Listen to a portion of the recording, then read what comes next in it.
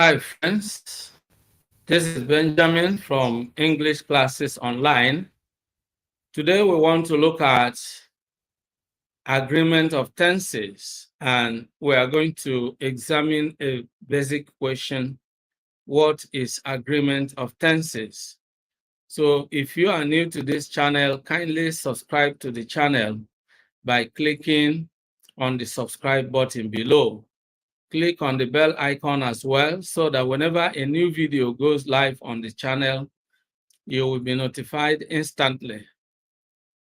English Classes Online is currently running training programs, training courses for those who are going to take the IELTS test, IELTS.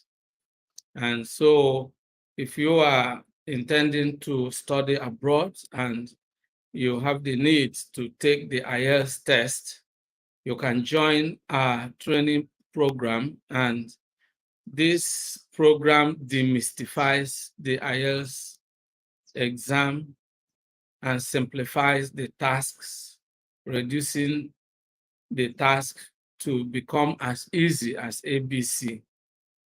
And we also organize a similar training course for the alternative to IELTS, which is Duolingo English test. So if you want an easier and cheaper alternative to IELTS, then you can go for the Duolingo English test. And if you can't find the link in the description box, you can indicate your interest if you want to join any of these training programs, either IELTS training program or the Duolingo English test training program. So that is exactly what it is. And in the description box, you will also find some ebooks that will be of help to you. One of them is free, the basic units of English grammar. You can click on it and download it free of charge. And other ebooks there will also be of use to you if you are a student, either at high school or at university, and you are taking English as a course of study. You need these ebooks, especially Good Success in English. It's a complete study package for effective English learning. We also have skill development ebooks, that will help you to learn some digital skills, because here on this channel, we not only teach English, but we also teach how you can use English as a tool for creating content, because we know that language is a powerful tool for content creation. And if you can create valuable content, then you can monetize it as well and create for yourself multiple streams of income. So those are the kinds of things we do on this channel. If you're interested in things like this, make sure you subscribe to the channel. Make sure you click on the bell icon so that whenever a new video goes live on this channel, whether it is an English teaching topic like the one we are going to dive into shortly, or a content creation topic, then of course you won't miss any of them. Now, having said this, let's dive into the lesson without much ado. What is agreement of tenses? Well, let's begin to look at it. Agreement of tenses simply refers to the agreement between the tense of the verb in a subordinate clause and the verb in the main clause. Now, it is also known as sequence of tenses or tense harmony. It has to do with the agreement between the verbs in the related clauses in a sentence. Well, I think I would like you to have the entire screen so that you can have a clearer view of whatever we are going to share together. Now, having said that, let's continue. You know, agreement of tenses also has to do with the order of events in a sentence. When you have a complex sentence, then you have two or more events being reported. And one event is reported in one clause, another event in another clause, and then how these events are arranged and the tenses we use in expressing such ideas. That is what agreement of tenses deals with. And so let's look at some specific examples. So consider the following sentences and find out what is incorrect in them. The robbers will disappear before the police arrived. Now, this is actually incorrect, but I want you to look at it yourself and discover what is incorrect. The robbers disappear before the police arrive. The robbers will disappear. Will disappear is future. Before the police arrive is past. So you can see what is incorrect in it. Because here you are talking about an action in the future. The robbers will disappear. And here, the arrival of the police was in the past. So when you see the illogicality of this arrangement, that's what we are looking at. When you come up with a sentence like this, you break the rule of the tense harmony. Another name for agreement of tenses is tense harmony or sequence of tenses. You know, tenses, when we arrange ideas in a sentence, and we should be able to arrange them so that one idea will be in harmony with the other in terms of the time frame within which we situate each action or event. That's what agreement of tenses is all about. And it's really a very important aspect of English grammar. Let's look at another, what is actually correct here. The robbers had disappeared before the policemen arrived. You see, the robbers had disappeared. The policemen arrived. The robbers had disappeared. The policemen arrived. So all this took place in the past, okay? Then if you probably want to talk about a future event, then you have to also change this. The robbers will disappear before the policemen arrive. Then this should be in the present tense to make it correct. So that is arrangement of ideas in a sentence. Don't forget that a sentence is a group of words that contains the subject-verb combination, and most importantly, expresses a complete thought. And sometimes a sentence can express more than two ideas, When you use a compound sentence or a complex sentence, a simple sentence expresses one idea. Now, a compound sentence can express two. A complex sentence can also express two or more ideas. So let's now look at other examples. When Mark returned from school, he discovers that Jack eats all the food. Is incorrect because this is past and then this is present and this is present. It doesn't work, Now, what is correct? Let's look at it. When Mark returned from school, he discovered that Jack had eaten all the food, That's what is correct. Now, let's begin to look at the rules that govern agreement or sequence of tenses. Now, one thing is very critical that you ought to know. Everything that works in the universe is governed by a kind of law or a set of laws, if you like. And so language is not an exception. Every language is governed by a set of rules, and that, forms the grammar of that language. And that is why a foreign learner of a language can actually cope, because you can learn the rules and internalize the rules. When you understand how something works, you can do it consistently, okay? So let's look at the rules that govern agreement or sequence of tenses. Rule number 1, a past tense in the main clause is followed by a past tense in the subordinate clause. Examples: Mark said he had no money to pay his rent.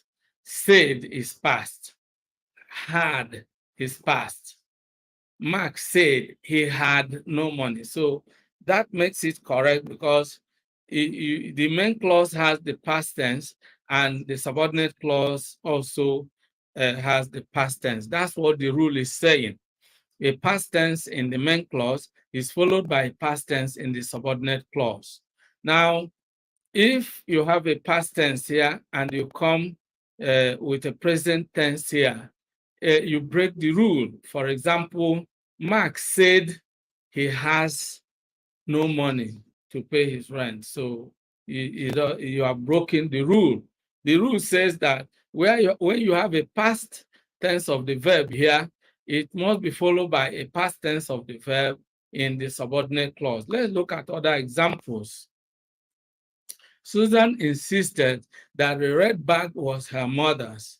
Insisted, past. The red bag was, you see, that the red bag was her mother's is the subordinate clause. Susan insisted is the main clause. So you have a past tense in the main clause, a past tense in the subordinate clause. Let's look at another example. She worked hard so that she might pass. Worked is past, might pass is past. Dan said that he was having his lunch. Said, was, said, was. So that's how it works. And that brings us to rule number 2. A present or future tense in the main clause is followed by any tense in the subordinate clause. So here we have stated the basic rule. Rule number 1 is the basic rule. All other rules we shall be looking at are exceptional rules. I will explain to you why I said that. Every other rule is finding a reason to break that first rule. Okay, and learning a rule is not just learning the actual rule, but learning also the exceptions to the rules. That's what makes your knowledge complete, okay? Because if you want to follow that first rule dogmatically, then you might be breaking other rules that belong to the exception, okay? So rule number 2, a present or future tense in the main clause is followed by any tense in the subordinate clause. So you can see that when you have a present or future tense in the main clause, then it doesn't matter anymore. Any tense can follow, okay? Unlike the first rule, which says that once you have a past tense in the main clause, then the subordinate clause must also have a past tense. Now, the present or future tense in the main clause gives you an exceptional situation. When you have a present or future tense in the main clause, this can be followed by any of the other tenses in the subordinate clause. Now, let's look at some examples. Rose says that she likes rice. You see, this is present and this is present. Rose says, main clause, that she likes rice, subordinate clause. John will say that he likes music. Here we have a future tense in the main clause. John will say, main clause, that he likes music, subordinate clause. So here we have a future tense in the main clause and a simple present tense in the subordinate clause. So any clause, any tense can follow in the subordinate clause once you have a present tense or a future tense in the main clause. Now, the next example, the news is that the president's wife died of cancer. Now, you see that here we have the present tense in the main clause. The news is, that's the main clause, that the president's wife died of cancer is the subordinate clause. And here we are even using the past tense. And yet it doesn't break the rule because this is an exceptional case. Okay? We shall find out whether Judith was in school yesterday. You see, we shall find out is future tense. Was in school yesterday is past tense. So the rule is that a present or future tense in the main clause is followed by any tense in the subordinate clause. Okay? Now that brings us to rule number 3. If the subordinate clause states a universal truth or a habitual truth, a past tense or any other tense in the main clause is followed by a present tense in the subordinate clause. So here we are dealing with another exception to the rule, and that is, even if we have a past tense in the main clause, then the subordinate clause, if the subordinate clause is stating a universal truth or a habitual action, then the past tense, even if we have a past tense in the main clause, this subordinate clause is free to use the present tense, the simple present tense, because a universal truth is timeless and doesn't have to change from present to past or from present to future. All right? So let's look at some examples and then I will explain further. Our science teacher said that the earth rotates around the sun. You see, our science teacher said, he's saying this, he's making this statement happened in the past, but the statement itself contains a universal truth or a scientific fact, if you like. It is a scientifically proven fact that the earth rotates around the sun, and it is timeless because it is constant. It doesn't change. So we use the simple present tense for such universal truth, and it doesn't matter if we have a past tense in the main clause. So you can see that with this rule, this exception, then we are breaking the first rule. And because when you have a higher rule, you set aside the previous one, okay? Our science teacher said that the earth rotates around the sun. Let's look at another example. The pastor emphasized that God is a spirit. You see, the pastor emphasized. He did that in the past, but the statement he made doesn't change in its tense. God is a spirit. You cannot say God was a spirit because God has not stopped being a spirit.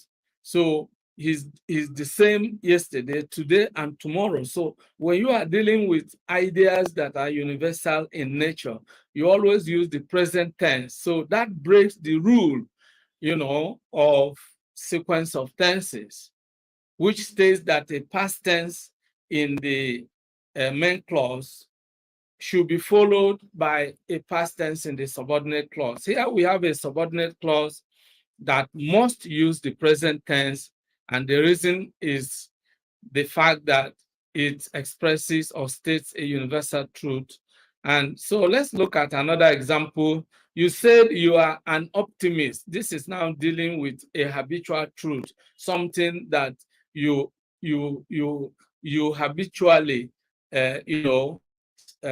continue to be an optimist. You know, you are habitually optimistic. You know, you said that you are an optimist.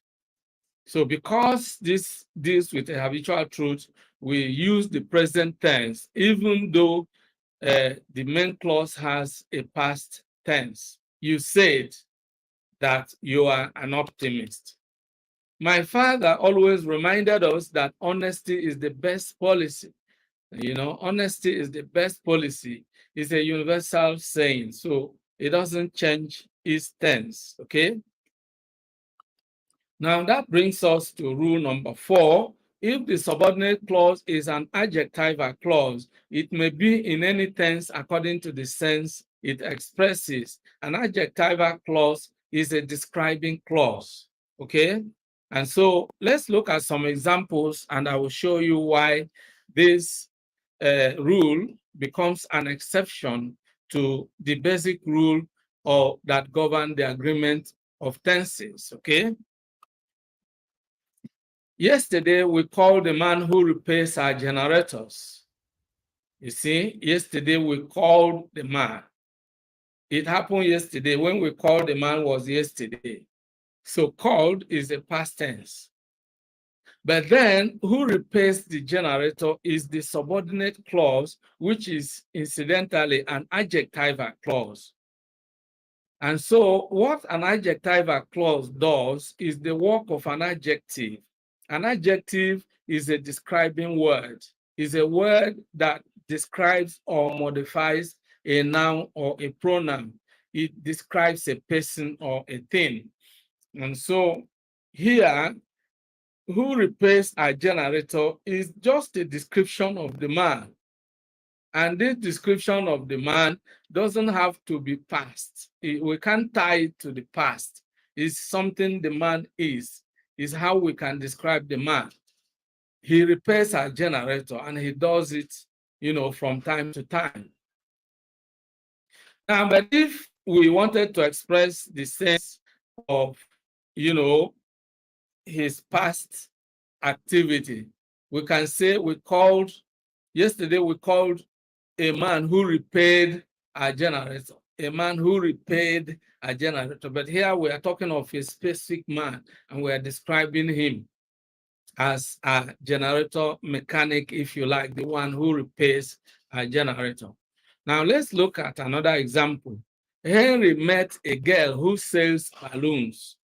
Now, who sells balloons is a description of a girl. You know, this tells us the kind of girl Henry met. Not necessarily that Henry bought balloons from the girl, but the fact that Henry met the girl was what was past. Henry met a girl. Now, if someone asks what kind of girl is this, or which girl, a girl who sells balloons. So who sells balloon is an adjectival clause, and it can be in any tense, okay? So what this rule is saying that if the subordinate clause is an adjectival clause, and you can see these subordinate clauses are adjectival clauses, so it can be in any tense according to the sense expressed in that sentence. Now let's look at another example. The president will give an award to the man who wrote the national anthem. Now, giving an award to the man is a future action. It's an action that is going to take place in the future.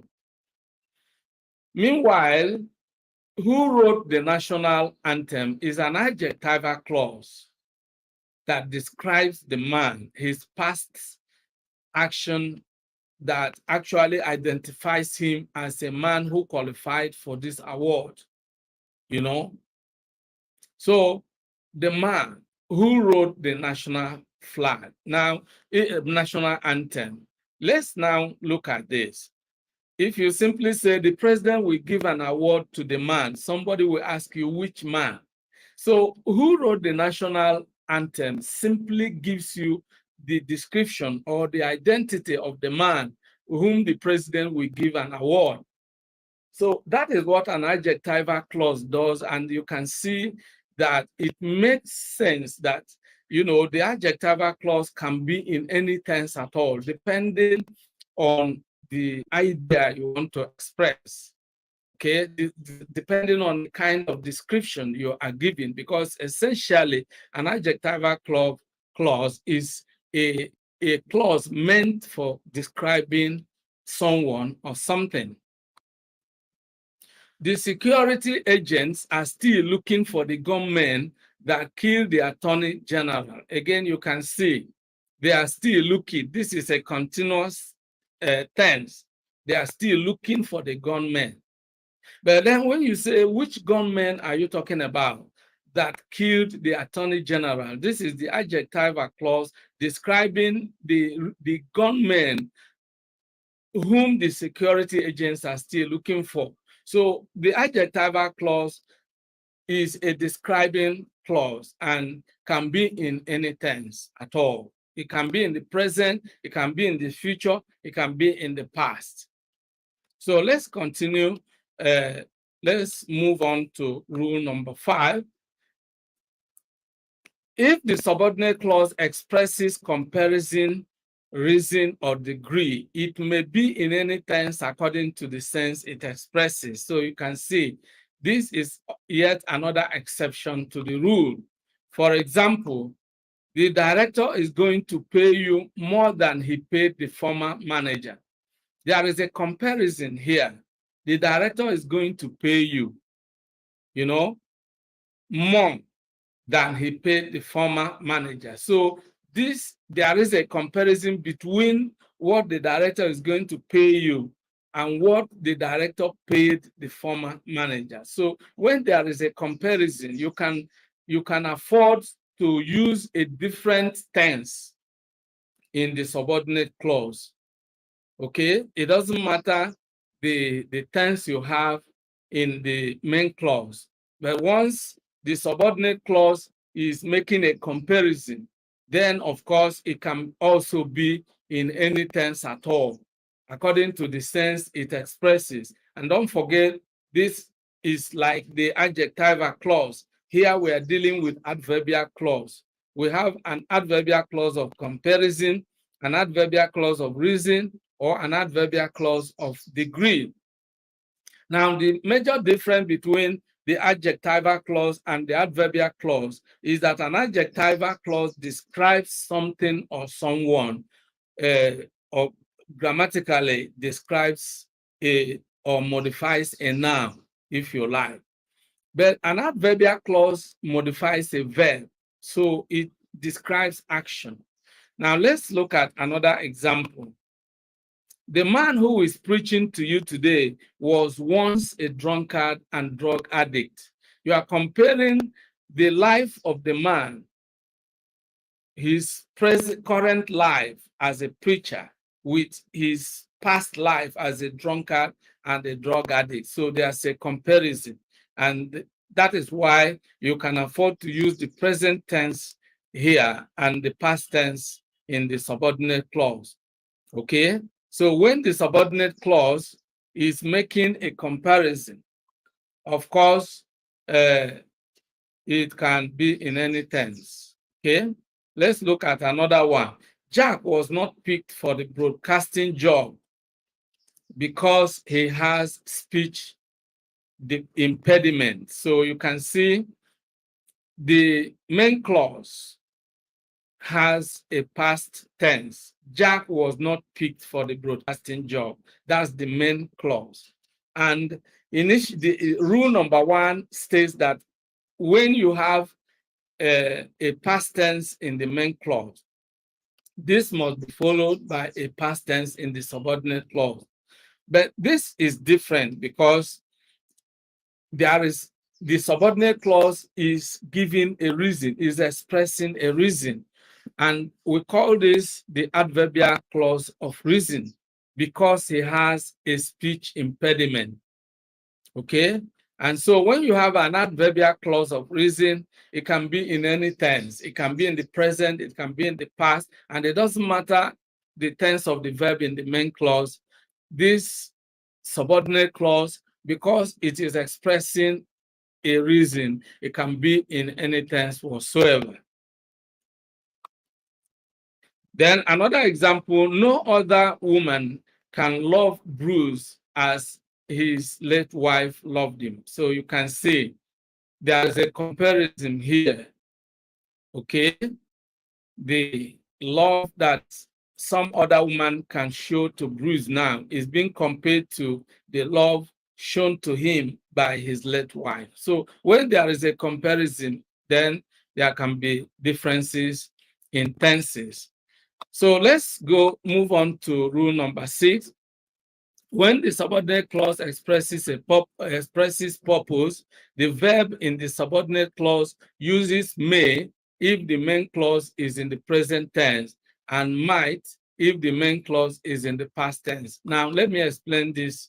Again, you are looking at an adverbial clause of purpose, and so we look at it this way. We eat that we may live. You see, we eat that we may live. We eat is a present tense, so we use may. If the idea is to express purpose, then may should be used to express purpose. Now let's look at another example. I will work hard that I may succeed. Now don't forget that may is basically the present tense of might. Might is the present tense of may. So if the purpose being expressed is present, is expressing an idea that is reflecting the present or the future, then you use may. If it is expressing the past, then you use might. That's basically what this rule is saying. For example, Jane studied hard that she might pass her exams. Studied was in the past. So because this is a past tense, what follows here is might to express her purpose, the purpose of her previous action, past action. She studied hard, that she might pass her exams. Mr. Okon exercises regularly that he may stay healthy. So exercises is present, may then follows.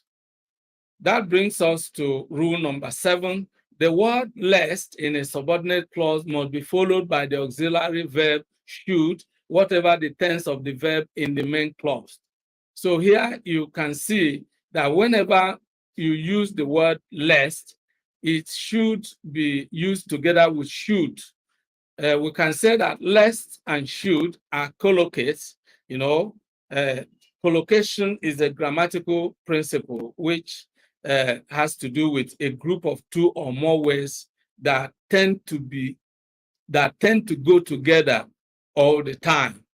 Okay, so whenever you have lest, then should must follow, even though you can argue that should is the past tense of shall, yet you ought to know that should is also a modal auxiliary verb, and it doesn't necessarily have to be used in the past. It can be used to express the idea of moral obligation. For example, if you say that children should obey their parents, you are not referring to the past. Now, let's look at some examples to demonstrate this rule.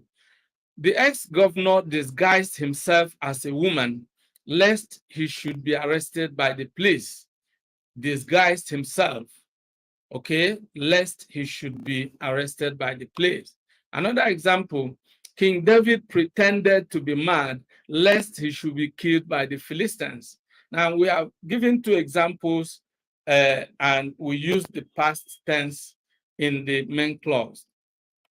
Let's move on. He works hard lest he should fail. So you see, this is present, yet we are using lest together with should. So that is the idea of this rule, that whenever you have lest, incorporated in the sentence, what follows is should. He works hard lest he should fail. And then another example, we shall rise early lest we should miss the flight. Okay, that brings us to rule number 8. When the subordinate clause is introduced by the word since, the main clause is in the present perfect tense and the subordinate clause is in the past tense. This is a bit complex, but that is an aspect of English grammar that you need to look critically at. Now, let's look at examples so we can understand that better. It has been 13 years since Mama died. Now, you can see it has been 13 years. Has been is the present tense and is in the main clause. Since Mama died. Once you have a subordinate clause that begins with the word since. Since is a subordinating conjunction that begins a particular subordinate clause, okay? And so when a subordinate clause begins with since, then the main clause that is connected to that subordinate clause must have a present perfect tense. Now, if you don't understand what the present perfect tense is all about, you can browse through my channel and you'll find a number of video lessons that explains the various tenses in English. One of them treats the 12 tenses. The other one, you will also find the one that treats the 3 perfect tenses, how to use them, okay? And so you will understand the present perfect tense, what it is about. But let's look at the examples. One more example. 10 years have passed since we relocated to this place. Have passed is the present perfect. Since, always, after since, in the clause, we must have the past tense. And even here in the first sentence, since Mama died, is a past tense. Since we relocated to this place, is a past tense. Always take note. It has been long since Uncle Sam visited us. It has been long is a present perfect tense. Since Uncle Sam visited us, past tense. Always take note when you have since in a sentence, and especially when since begins a subordinate clause, then the main clause that is joined to that subordinate clause must have a present perfect tense, okay? While that subordinate clause that begins with since must have a past tense. So these are rules, these are conditions that must be in place grammatically. Then the last example under this rule, so many things have happened since the president left for London. Have happened, present tense in the main clause.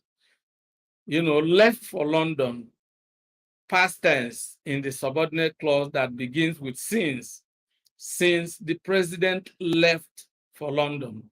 We can even reconstruct this sentence, and then the subordinate clause can begin the sentence. We can say, since the president left for London, so many things have happened. So whether the main clause comes at the beginning or at the end, these conditions must be in place. And this brings us to the last but not the least rule, and that is rule number 9. Expressions such as if only, as if, it is time, or it is high time, wish that, are usually followed by past tenses. Let's look at examples. I wish I lived in New York. So when you have I wish, what should follow is a past tense. Do not say, I wish I am living in New York. No. Or I wish I will live in New York. No. I wish I lived in New York. Another example, he talks as if he were mad. When you have as if, then it introduces a hypothetical past. He talks as if he were mad. Another example, it is time the government did something to stop these killings. It is time, or it is high time. Whenever you have such expression, what follows should be the past tense. Do not say it is time the government does something, or will do something, or should do something. No. It is time the government did something to stop these killings. If only he had not joined the gang. When you have if only, again, you should use the past tense to go with if only, okay? So, and this is where we are going to draw the curtain on today's lesson. We have been looking at agreement of tenses, and don't forget, agreement of tenses can also be called sequence of tenses, and it can also be called tense harmony, okay? So that is exactly how it has been in today's lesson. If you enjoyed this video, make sure you like the video and share the video with your friends and relations. And if you have not subscribed to the channel, this is the appropriate time for you to click on the subscribe button, and that will ensure that you are officially subscribed to this channel. And then make sure you click on the bell icon as well, so that whenever I upload a new video on this channel, you will be notified instantly. You see, on this channel, we do not only teach English, we also teach content creation, because we understand that language is a powerful tool for creating content. And if you can create valuable content, then you can monetize your content. And that is what we teach in addition to teaching English. So if you are interested in learning the English aspects of the English language, this channel is yours. And if you are also interested in learning aspects of content creation, content marketing, digital marketing, you will share those ideas that will enable you to create multiple streams of income by creating valuable content, similar to what we are doing here on this channel. You see, on this channel, we teach English, we teach also other skills that are related to the language, okay? And so we also use it to make some income for ourselves, to create some income, because you can do this for a living. And that is why we have put together a training course on how to set up an online teaching business. If you are interested in it, please leave a comment in the comment section, and I will send you a link that you can use to join our training program. You can learn how to set up your own online teaching business. If you are a retired teacher, or you are a teacher in the private or government-owned school, and you are looking for how you can begin to make extra income, then of course you can set up your own online teaching business, and that will give you extra income. But beyond that, it is also something that you can fall back upon when the rainy day eventually comes. Because if you are working for someone, you can be told that your service is no longer required. And even if that doesn't happen, there comes a time when you retire on grounds of age or any other reason, okay? And then if you have not established a means of livelihood for yourself, then you might find it difficult. Of course, during the COVID-19, when COVID-19 set in, we all were locked indoors, and only those who had online businesses could continue to earn income when the offline businesses could no longer open for business, okay? So if you are interested in that, you can just leave a comment and say, I'm interested in the training program on how to set up an online teaching business. I will send you the link. If you are an IELTS test taker, you intend to take the IELTS test, or you want to go for the IELTS alternative, which is Duolingo English test, here on this channel, we have put together a complete training package. So you can click on the one you will find in the description section. And if you can't find the one you want, you can just comment. If you are going for the Duolingo English test and you want to join our training course, then comment and I'll send you the link. We also have a lot of resources. The free PDF ebook on the basic units of English grammar is there. You can download that free of charge. And we have other books, other ebooks. One of them is Good Success in English, a complete study package for effective English learning. So if you are studying English at high school or at university, or you are just passionate, you desire to learn English and achieve proficiency in it, then you need this book. And there are others that you can simply click on the link for each of them. Apart from the English books, we also have ebooks that are on, skill development, okay? And some are on career development. If you want to find out what kind of career is best for you to pursue, based on what you have in your personality, we have a book that, in fact, gives you full analysis on what to do. And it is titled The Blueprint for Amazing Career Success. If you can't find it in the description box, you can comment on it and you can say, I'm interested in the career book. I will send you a link and then you will download a copy for yourself. You might also want to visit our website where you will find a lot of free resources and where you can learn and earn at the same time.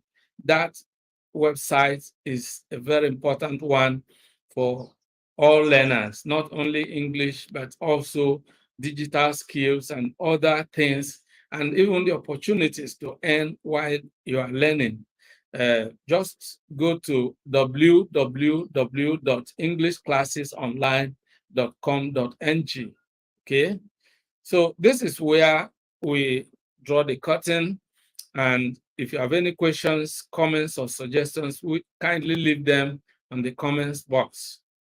I look forward to seeing you in the next class. Goodbye for now, and remain blessed.